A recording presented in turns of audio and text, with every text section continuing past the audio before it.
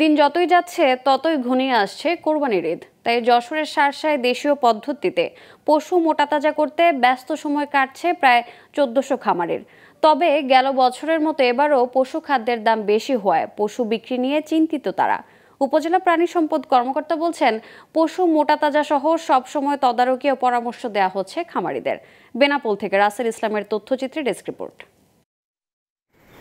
আসছে মুসলমানদের দ্বিতীয় সর্বোচ্চ ধর্মীয় উৎসব কোরবানির ঈদ। আর এই ঈদকে ঘিরে কোরবানির পশু মোটাতাজা করতে ব্যস্ত সময় কাটছে যশোরের শার্শার ছোট বড় খামারিদের। তারা এসব পশু মোটাতাজা করছেন দেশীয় পদ্ধতিতে। খামারের শ্রমিকরা জানান, কোনো ইনজেকশন ছাড়াই দেশীয় পদ্ধতিতে মোটাতাজা করলে বাজারে পশুর চাহিদা বেশি হয় এবং দামও বেশি পাওয়া যায়। তবে পশু খাদ্যের দাম বেশি হওয়ায় পশুপালনের খরচ উঠবে কিনা তা নিয়ে চিন্তিত খামারিরা।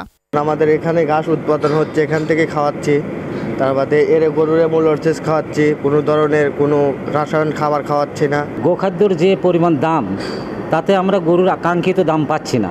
তারপরে মাঝে মধ্যে পার্টি আসছে, আমাদের সেরকম দামে পড়ছে না। মালিক খাদ্য দিয়ে আমাদের বেতন দিয়ে খুব হিমশিম খেয়ে যাচ্ছে।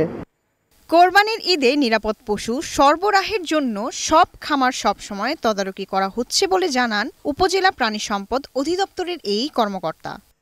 গবাদি ফার্মগুলোতে নিরাপদ মাংস উৎপাদনের জন্য আমাদের প্রাণী সম্পদ সার্বক্ষণিক তত্ত্বাবধানে রেখে তাদের নিরাপদ মাংস যাতে উৎপন্ন হয় সেইভাবে বৈজ্ঞানিক পদ্ধতিতে গরু মোটাতাজাকরণ করা হচ্ছে।